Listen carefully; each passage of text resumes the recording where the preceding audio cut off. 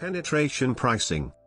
Penetration pricing is a pricing strategy where the price of a product is initially set low to rapidly reach a wide fraction of the market and initiate word of mouth. The strategy works on the expectation that customers will switch to the new brand because of the lower price. Penetration pricing is most commonly associated with marketing objectives of enlarging market share and exploiting economies of scale or experience. Motivation. These are advantages of penetration pricing to the firm.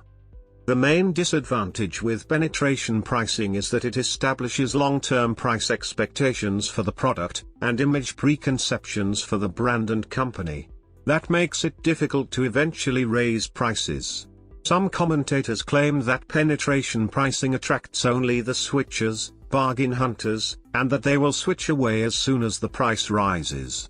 There is much controversy over whether it is better to raise prices gradually over a period of years, so that consumers do not notice, or employ a single large price increase. A common solution to this problem is to set the initial price at the long-term market price, but include an initial discount coupon, see sales promotion. That way, the perceived price points remain high even though the actual selling price is low. Another potential disadvantage is that the low profit margins may not be sustainable long enough for the strategy to be effective. Price penetration is most appropriate in these circumstances.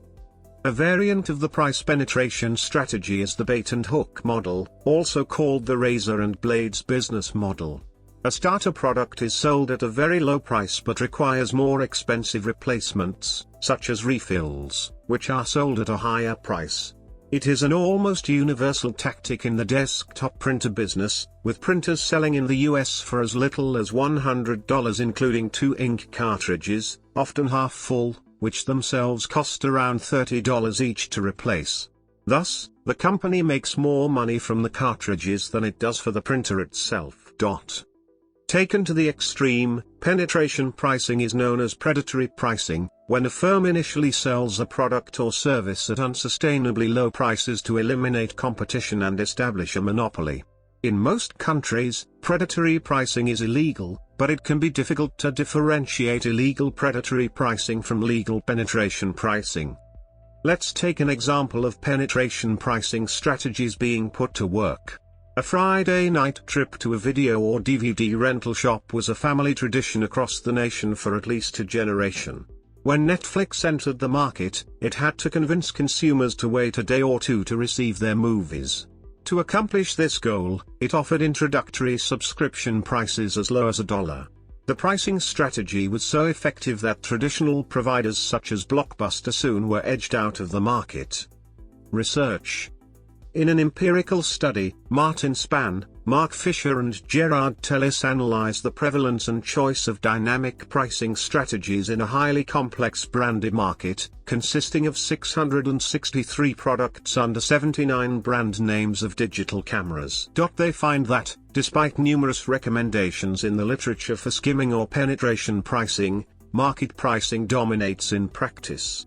In particular, the authors find 5 patterns: skimming, 20% frequency, penetration, 20% frequency, and 3 variants of market pricing patterns, 60% frequency, where new products are launched at market prices.